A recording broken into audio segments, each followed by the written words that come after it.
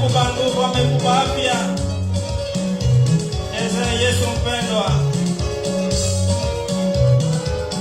Naenda kwa mnenaji anaitwa Alfred, mahali alipo ajitayarishe, ukiendelea kuikula mziki, tunakula mziki tu, mziki pole pole kwa Bwana. Bwana kuna taratibu, Bwana hana fujo.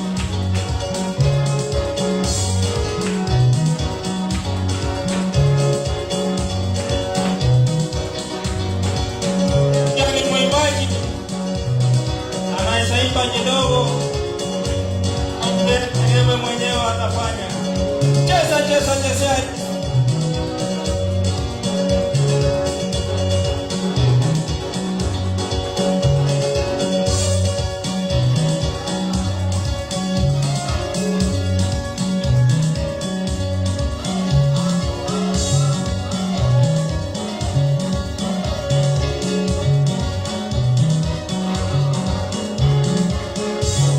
Kuna mziki ndani ya Yesu, mziki tu pole pole wapenda. Yesu anastahili kupendwa.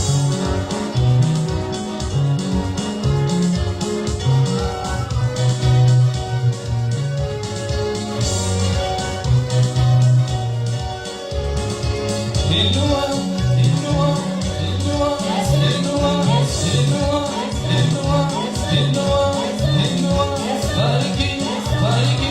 Bariki, bariki, bariki, bariki, shangwe na vigelegele.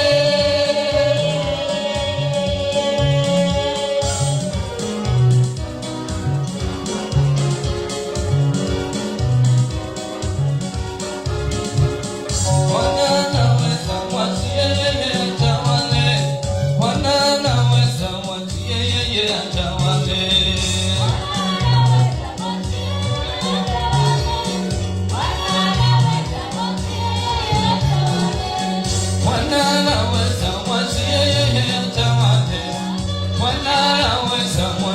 yeye atawale.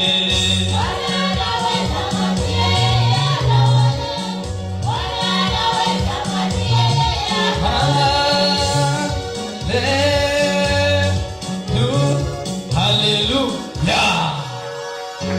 Pigia Yesu makofi, makofi, makofi, makofi, makofi.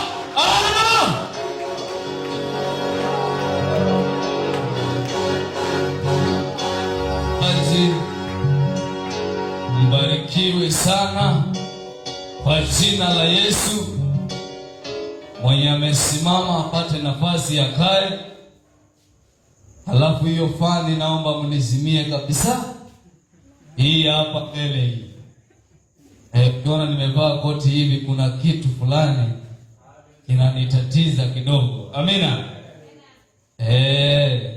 Sitakatimani kupitika hamu kamba za kwa ni roho kumba. No hali niliona.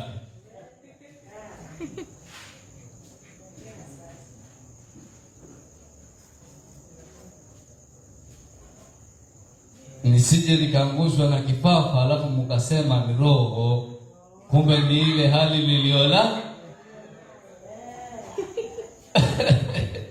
Pigia Yesu makofi, makofi, makofi. Kwa majina yangu atamulikana kama Alfred Katana, nikiwa hapa mji wa Mombasa, sehemu ya Bombolulu, tukiwa kanisa la The True Gospel to the World, tukiongozwa na kuhani the servant Charles Ongoro Opondo. Bwana Yesu asifiwe. Tunalitukuza jina la Bwana kwa kuihubiri injili ya kweli. Mpe Yesu sadaka ya makofi.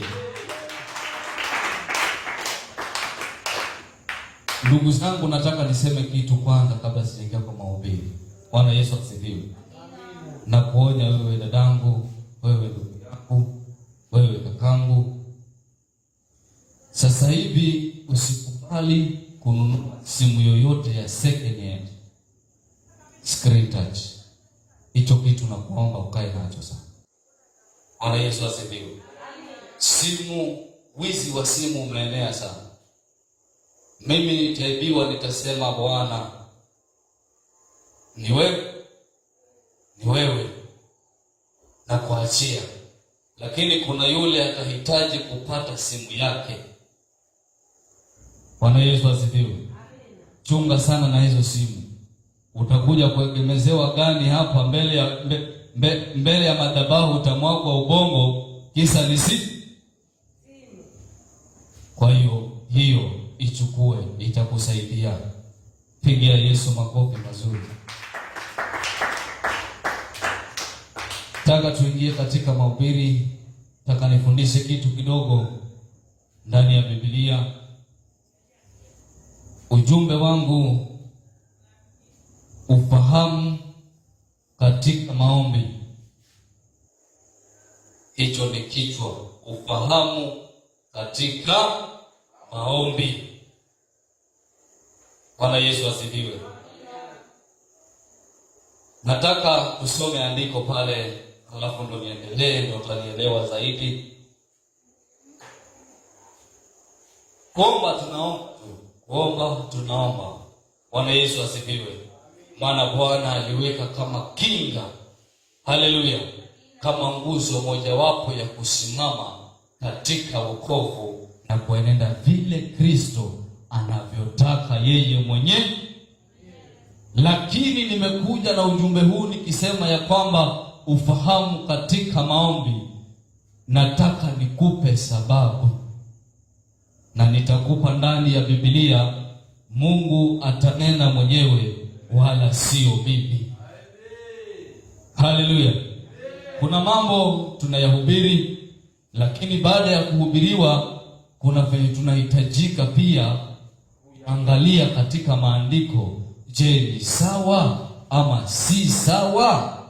Haleluya. Si Biblia imeyasema kwamba zichunguzeni hizo roho? Haleluya. Soma nami katika kitabu cha Mathayo 7:7. Samaji wangu, neema ikutoshe, tuende kwa haraka. Kitabu ni Mathayo mlango wa 7 mstari wa 7 inasema, ndiyo, ombeni nanyi mtapewa, ombeni nanyi mtapewa, tafuteni nanyi mtaona, tafuteni nanyi mtaona, bisheni nanyi mtafunguliwa, bisheni nanyi mtafunguliwa. Soma. Kila ambaye hupokea, naye atafutaye huona, naye atafutaye huona, naye abisaye atafunguliwa. Inatosa mtumishi, weka tu kilikini, kila mmoja amkisikia. Hapo ndipo kunatoka ujumbe wako. Haleluya. Inasema ombeni lolote nanyi mtapewa. Ni mimi na wewe ambao tuko hapa tumepewa uzima siku ya leo, tukiwa tunamshuhudia Kristo duniani. Haleluya. Ndio tunaweza kuomba na Kristo atupe. Haleluya. Kwa kumtazamia yeye, Kristo ndiye atakaye tupa. Na kama ni kubisha, milango itafunguliwa. Mwenye kufungua ni nani? Ni Kristo. Mwenye kukupa ni Kristo. Unaomba fedha, unaomba kwa ajili ya ndoa yako, unaomba ni kwa ajili ya huduma yako, Mungu atakufungulia na atakupa. Pigia Yesu makofi mazuri. Hilo andiko liko hivyo na ni la kuaminika, maana ni kitabu kitakatifu cha Mungu. Haleluya. Na nataka nidhibitishe kitu, halafu tuje kwa ufahamu wenyewe wa maombi kwa Mungu katika kujibu mwanadamu huyu anayeomba. Naomba uende na mimi kwa makini sana, nisikuache njiani. Haleluya. Usije ukitoka hapa ukaanza ni kama simama, kama kuna mwenzako amelala mahali muamshe. Haleluya. Twende katika kitabu cha Isaya 38 anzia pale moja kabisa. Bwana apewe sifa. Kuna mtu pale Mungu anamdhibitishia kwamba ni kweli anaweza peana na alipeana. Haleluya. Soma mtumishi kama umepata. Kitabu ni Isaia 38 mstari wa kwanza inasema, siku hizo Hezekia aliugua. Siku hizo Hezekia aliugua. Akawa katika hatari ya kufa. Na Isaya nabii mwana wa Amozi akaenda kwa mfalme akamwambia, Bwana asema hivi, tengeneza mambo ya nyumba yako, maana utakufa wala hutapona. Basi Hezekia akajigeuza. Sikiza kwa makini hapo. Akaelekeza uso wake ukutani. Akamwomba Bwana. Akasema, Bwana, kumbuka haya na kusihi kwamba nimekwenda mbele zako katika kweli na kwa moyo mkamilifu, na kutenda yaliyo mema machoni pako. Hezekia akalia sana. Ndiyo. Ikawa neno la Bwana likamjia Isaya kama vile lilivyoenda kwa Isaya, akampelekea na Hezekia habari alizotumwa na Mungu. Tembea, amerudi tena. Twende. Kusema. Enenda ukamwambia Hezekia, Bwana Mungu wa Daudi baba yako amesema hivi, mimi nimesikia maombi yako, nimeyaona machozi yako. Tazama, taziongeza siku zako. Tosha mtumishi, kaa kwa jina la Yesu. Bwana Yesu asifiwe. Hezekia kwa kuomba kwake neno linadhibitika, ni kweli uombacho kwa Mungu Bwana anakupa. Bwana apewe sifa. Mungu ama Hezekia kuomba kwake kwa Mungu ni kwamba alikuwa asiondolewe kwa ule wakati ambao Mungu aliusema, akiupeleka ujumbe kwa Isaya kumpelekea Hezekia ili kwamba Hezekia afe. Lakini Hezekia alipoomba hakufa, bali alifanya nini? Alimuongezea miaka. Ni Mungu si Mungu? Ni Mungu si Mungu? Mungu anajibu hajibu? Mungu utakapomuomba anakupa. Bwana apewe sifa.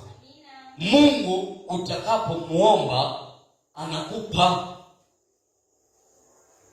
Ukiwa ni mtumishi wa Mungu kweli, kwa kumwabudu kwa ukamilifu kama jinsi Hezekia alivyonena kwamba nimekwenda kwa ukamilifu mbele zako Bwana. Lakini Hezekia alikuwa hajakuwa tayari, maana kuna kazi alikuwa hajaimaliza. Bwana apewe sifa. Pigie Yesu makofi mazuri.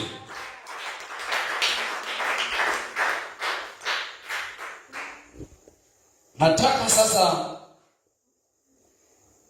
twende katika kitabu cha Samueli wa pili 12 anzia 13. Hapo sasa nataka uwe makini na mimi.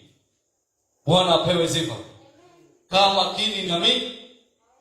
Ndiyo, Mungu ukimwomba anakupa. Lakini nataka nikwambie hivi mpendwa, usimame katika ufahamu wa Mungu na katika maombi, ukijua ya kwamba umuombacho Mungu akikujibu amependa. Kama hajapenda hatakupa.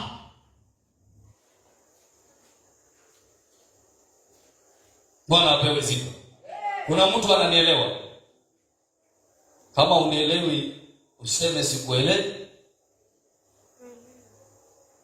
Mungu anapatia mtu kitu, akijua hicho kitu, ndani ya hicho kitu amempa mwanadamu, kitampa utukufu Mungu yeye mwenyewe, lakini si mwanadamu jinsi atakavyo. Si kwamba umeomba mabaya, hapana. Hata unaweza omba mazuri, lakini Bwana kama wakati wake haujafika hataweza kukupa, maana yeye mwenyewe kunavyo ajibuzyo mtu. Pigia Yesu makofi mazuri. Usije ukasimama kwa msingi ukisema kwamba andiko limesema niombe nitapewa. Sawa, andiko limesema, lakini ujue kwamba kuna watu pia ndani ya Biblia waliomba hawakupewa. Tusemeje? Ukiomba kaa kwa imani, usitoke kwa imani. Lako ni kushukuru na umwambie Baba mapenzi yako yatimie. Usiweke lazima. Na wale watu unasikia kwamba nitakuombea utapona hata kama hutaki lazima. Ndugu zangu, tuangalie vizuri haya mambo. Tuangalie vizuri. Tuangalie vizuri. Kuna wakati utafika utahitaji kwamba hapa siku fulani nahitaji nikahubiri sehemu fulani. Lakini hiyo si, kumbuka hiyo kazi si yako. Kitu cha kwanza, kama utakuwa na uelewa ama ufahamu, kumbuka hiyo kazi si yako. Kitu cha kwanza, ina mwenyewe ambaye ni Kristo. Haleluya. Hiyo siku ikifika, kama Mungu akikubali, basi utaona ukitumika. Lakini kama hatakubali, hutatumika, maana wakati wake wa kukutumia bado. Ndugu, mnanisikia? Lakini mnanisikia? Soma hicho kitabu Samueli wa pili 13. Anzia pale Samueli wa pili 12. Anzia 13. Kitabu ni Samueli wa pili. Daudi alifanya mambo mazuri sana. Twende mtumishi. 12 mstari wa 13 inasema, Daudi akamwambia Nathani, nimemfanyia Bwana dhambi. Nathani akamwambia Daudi, Bwana naye ameondoa dhambi yako. Mbona Mungu aondoe dhambi ya Daudi? Ni kwamba Daudi alikiri mwenyewe kwamba mimi nimetenda dhambi. Twende mtumishi. Hutakufa. Lakini kwa kuwa kwa tendo hili umewapa adui za Bwana nafasi kubwa ya kukufuru. Mtoto atakayezaliwa kwako hakika yake atakufa. Amepewa ujumbe huu Daudi. Daudi ameambiwa habari za kifo. Akafanyaje Daudi? Twende kwa Daudi sasa. Naye Nathani akaondoka kwenda nyumbani kwake. Bwana akampiga yule mtoto ambaye ni wa Daudi, ambaye mkewe Uria alimzalia Daudi. Huyu mtoto alikuwa ni wa Daudi. Yule mke wa Uria sijui, endelea, sitaeleza hapo. Naye akawa hawezi sana. Daudi akamuomba Mungu kwa ajili ya mtoto. Daudi akafunga kula na kunywa, hakula. Akaingia akalala usiku kucha chini. Nao wazee wa nyumba yake wakaondoka, wakasimama karibu naye ili wamuinue katika nchi. Lakini hakukubali Daudi, wala hakukula pamoja nao. 18. Ikawa siku ya saba yule mtoto akafa. Nao watumishi wa Daudi wakaogopa, wakamwambia ya kuwa mtoto amekufa. Maana walisema, angalieni, yule mtoto alipokuwa angali hai alisema naye, asitusikilize sauti zetu. Inatosha. Kaa mtumishi, kaa na ubarikiwe sana. Ukikwamilia kwa habari ya kwamba eti mimi ni lazima niombe nipate, my brother, my sister, hapo utakuwa unajifunga mwenyewe. Hiyo utakuwa ni ujumbe wako binafsi, sio kutoka kwa Bwana. Hapo hakuna Mungu hapo. Hapana, Mungu anajibu jinsi atakavyo, si wewe utakavyo. Daudi analia siku 7, yuko chini magotini, analia ni kwa ajili ya mtoto asife. Mtoto wake Daudi aliyemzaa bibi ya Uria. Yuko juu ya ghorofa, anaona mwanamke. Haya, pigia Yesu makofi mazuri, makofi mazuri.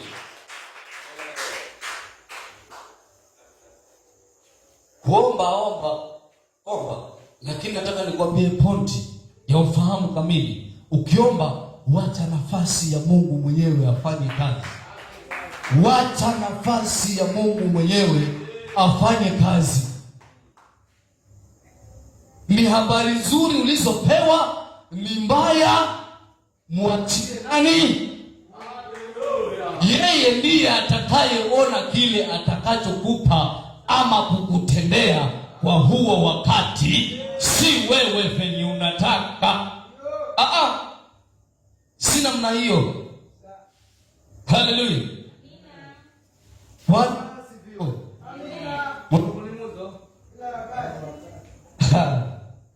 Wewe tukikwamilia hapo, hakika hakuna mahali tutaenda. Bwana apewe sifa. Hakuna mahali tutaenda. Daudi huyu Wafalme wa Kwanza 8:16. Siona sema ukiomba lazima upate. Sikiza sasa. Wafalme wa Kwanza 8:16.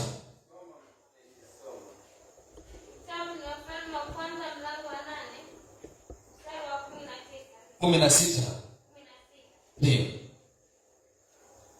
Wafalme wa Kwanza mlango wa 8 mstari wa 16. Soma mtumishi. Inasema, Tokea siku ile nilipowatoa watu wangu katika Misri. Huyu ni Mungu mwenyewe anasema, sikuchagua mji wowote katika kabila zote za Israeli ili kujenga nyumba, jina langu liwe hapo. Anasema Mungu hakuchagua, lakini alimchagua Daudi awe juu ya watu wangu Israeli. Basi ilikuwa moyoni mwake Daudi, ni ombi lililokuwa ndani ya Daudi, baba yangu, kujenga nyumba kwa jina la Bwana Mungu wa Israeli. Lakini Bwana akamwambia Daudi, baba yangu, kwa kuwa lilikuwa moyoni mwako kujenga nyumba kwa jina langu, ulifanya vyema kuwaza hivi moyoni mwako.